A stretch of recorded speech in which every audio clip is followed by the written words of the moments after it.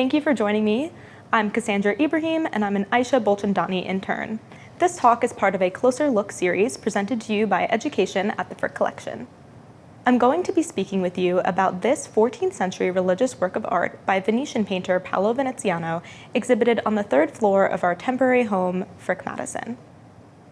Surrounded by glistening candlelight, liturgical chanting, and sweet incense, this icon was once the center of a large multi-panel altarpiece in a church in San Severino Marche, a quaint town in central Italy.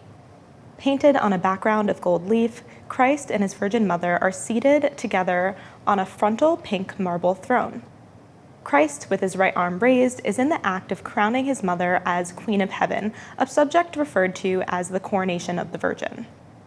Behind the two divine figures, there is an angelic symphony playing a variety of Venetian instruments, while the three angels at the top appear to be singing. Looking now toward the bottom of the painting, beneath their feet, the Virgin and Christ step upon the cosmos, personifications of the moon and the sun, to elevate their heavenly status. This work was painted in Venice by Paolo Veneziano, or Paul the Venetian, and his son Giovanni. Also, at the bottom of the panel, the father-son artists sign and date the work in green and gold text. Venice in the 1350s was arguably the largest cosmopolitan mercantile city in Italy. Large ships of textiles, silk, and other luxury items were imported from regions as far as China, Persia, Byzantium, and Egypt through the ports of Venice and then exported throughout Europe. Examples of Venice's global trade connections surface throughout Veneziano's artistic choices here in this work. Let's look together at the overall composition of the painting. This configuration is almost perfectly symmetrical down a vertical axis. The two main figures mirror one another, and their halos are nestled within the pink marble architectural structure.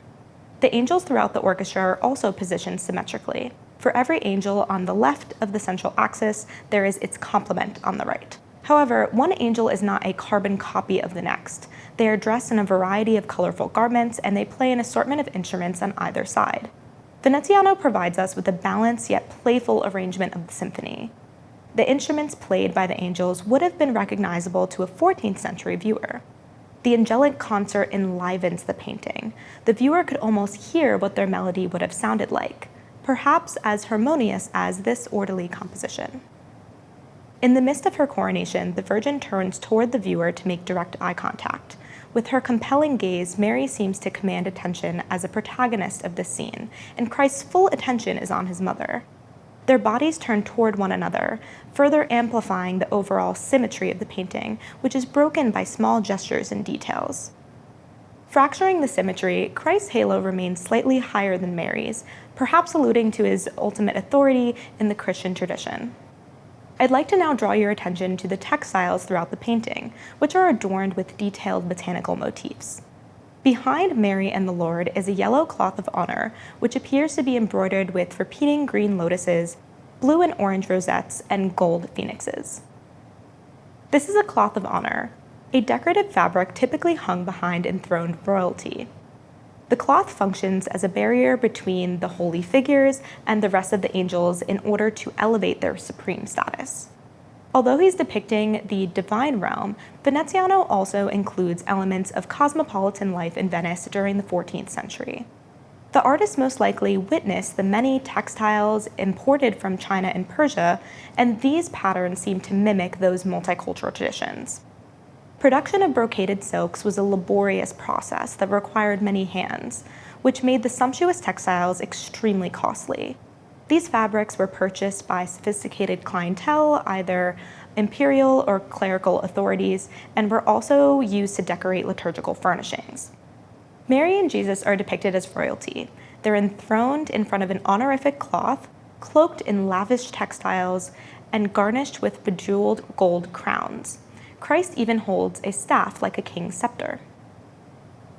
In addition to the imported textiles depicted, the materials that Veneziano chose also represent Venice's mercantile personality. Their outer garments are painted with a bright ultramarine blue, which is made from a semi-precious stone known as lapis lazuli. This rare stone originates from modern-day Afghanistan, and its ground-up pigment produces the richest shade of naturally sourced blue, which was also quite an expensive imported commodity. Upon their blue robes, there is a faint floral pattern easy to miss on first glance. Their ultramarine vestments would have been even more luxurious when this work was first painted, as the muted botanical motif is actually silver gilding that is tarnished over time. On the cloth's horizontal band of ultramarine, Veneziano paints an abstract scriptural motif in gold leaf. At first, it looks like Arabic writing. Veneziano most likely was influenced by the art of Arabic-speaking cultures, even more specifically the geometric script that adorns Islamic worship spaces. The script that we see here is actually a pseudo-Arabic. Unlike the legible Latin hymnal inscription, also in blue and gold at the base of their throne, the pseudo-Arabic embellishments at the center of the painting do not actually formulate a coherent message. For some viewers, the incomprehensible inscription could create a sense of mysticism, the idea that understanding heavenly figures transcends our cognitive ability. While for an Arabic-speaking observer, this viewing experience could have been even more puzzling rather than mystical. During Veneziano's time, pseudo-Arabic ornamentation also became more popular for Italian artists due to trade connections with Arabic-speaking regions. Veneziano also focused on volumetric illustrations of the body. The faces of Mary, Christ, and the angels are painted with realistic shadows and highlights in order to give the impression of three-dimensionality. However, the rest of the painting lacks a full description of depth. Their throne is described with minimal shading, and the monochromatic background appears to flatten the composition. The background is entirely gold-grounded. We're not given a landscape or a sense of time and space. Perhaps the figures are suspended in time, and Veneziano is communicating that the Virgin and Christ are occupying a space that is not of our earthly realm. This narrow illusionistic space, accompanied by the cloaked figures and gold leaf, is reminiscent of Byzantine Christian icons. Venice's close relationship with Byzantium sparked a nuanced painting style in Italy, where painters included stylistic elements of their Byzantine neighbors. In this panel, Veneziano blurs cultural boundaries in ways that would have pleased a cosmopolitan viewer. The Coronation of the Virgin was acquired by Henry Clay Frick's daughter, Helen, who was drawn to early Renaissance paintings. At Frick Madison, the Veneziano is exhibited among his gold-ground contemporaries such as Duccio and Cimabue. This painting is an amalgam of ideas, materials, and motifs that were made possible by Venice's urban setting.